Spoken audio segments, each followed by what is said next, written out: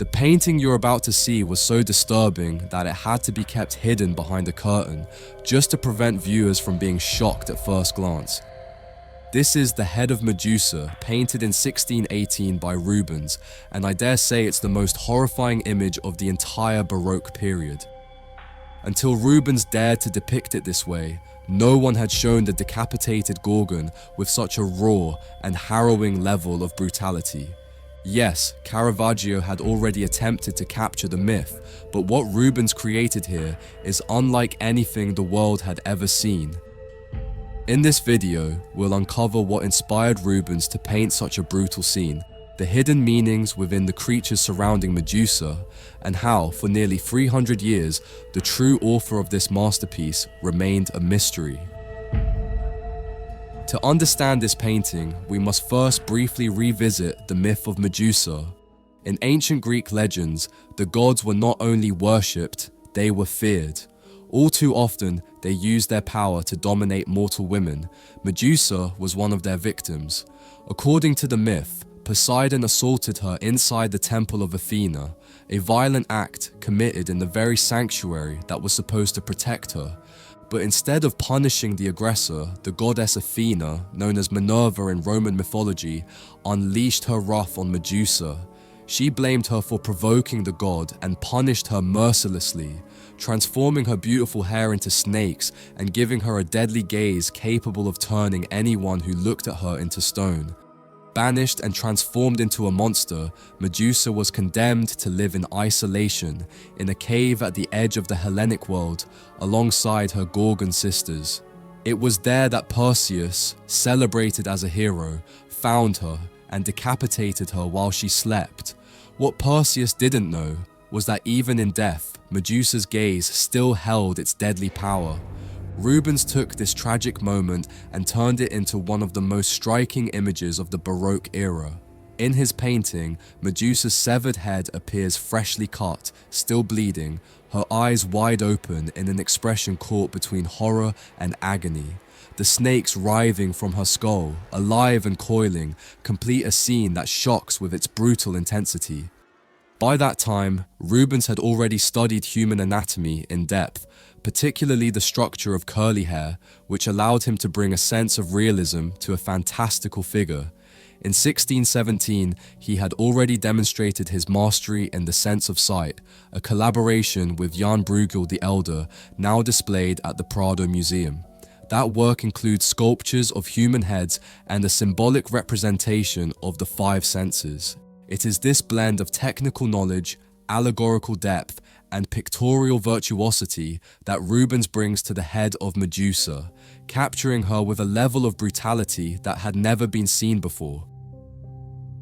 Shifting to a more in-depth look at the painting, Head of Medusa, or Hoofd van Medusa, its original title in Flemish, is an oil on canvas by Rubens that places the decapitated Medusa at the center of the scene, slowly bleeding out.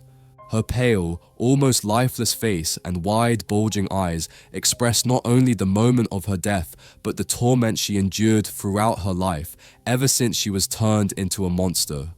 Rubens, often called the Homer of the Baroque, captures deep feelings of terror, coldness, and awe, but he does so in a unique way, through an intense realism in Medusa's facial expression, so grotesque and vivid it seems to scream out the horror experienced by all the victims of the gods.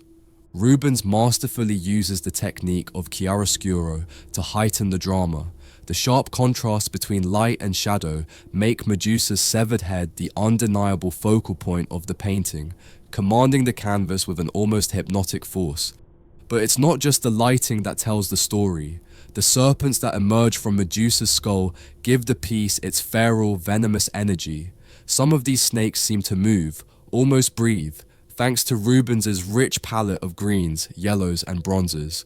One serpent even has two heads, a curious detail that has sparked many interpretations: duality, contradiction, a hidden metaphor for life and death. The painting raises more questions than it answers. Are we witnessing a death or a rebirth? Is Medusa a symbol of darkness or a victim of it? Does she look at us or does she accuse us? These ambiguities echo the intellectual atmosphere of Rubens's time, especially the work of philosopher René Descartes, who was known for challenging perception and meaning wherever he went. In this context of philosophical doubt and reflection, Rubens's painting takes on even greater depth. Though medium in size, this canvas represents far more than the end of Medusa's life. It is one of Rubens's first mythological subjects and one of his most haunting. Because when we understand Medusa as a victim rather than a monster, the myth becomes something more human. Mythology stops being fantasy when it reflects real injustice.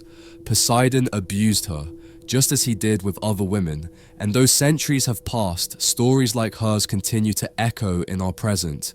Rubens, through his brush, bore witness to that pain, and even though he's long gone, his painting still forces us to look. But despite the power of this image, for nearly 300 years, no one knew for sure who had painted it. But before I tell you why, I want to remind you that if you'd like to have this painting in your collection, you can now purchase it directly from our website. If you're an art lover like me, I invite you to browse the catalogue once you finish watching this video. You'll find over 500 carefully selected artworks that you can bring into your home. Shipping is completely free worldwide. I'll leave the link in the description so you can place your order. Now then, let's continue. When the head of Medusa entered the museum in Brno on December the 26th, 1818, it had no signature or attribution. It was simply registered as an oil painting depicting the head of Medusa. The artwork was donated by Count Joseph von Nimch, and although his seal appears on the back of the canvas, it was never clarified how the painting came into his possession.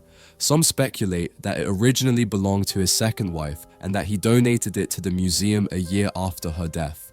But beyond these assumptions, the painting's origins remained shrouded in mystery. For decades, it was believed to be the work of Abraham van Diepenbeek, a student of Rubens, with the animals, the snakes, painted by Frans Snyders, a frequent collaborator of the master. It wasn't until 1899 that someone dared to mention Rubens's name, and even then, more than 40 years passed before, thanks to restoration work and detailed analysis, experts were able to confirm, yes, this painting was created by Peter Paul Rubens, with Snyders contributing to the depiction of the serpents. But the most striking aspect is not just its lost authorship, it's the reaction it provoked in those who saw it. The painting caused such intense reactions that in some private collections it was kept behind a curtain, only revealed to visitors once they were prepared. This dramatic unveiling was meant to soften the shock of the scene's brutal imagery. In 1619, the poet and diplomat Constantine Huygens saw the painting at the home of the merchant Nicholas Sawyer and described it as follows: "There is the captivating painted head of Medusa, entwined in snakes sprouting from her hair. The face of the extraordinarily beautiful woman still retains its grace, yet at the same time evokes the horrors of the timely onset of death. The viewer is scandalized by the sudden confrontation, but also moved by the lifelike beauty with which the grim subject is portrayed.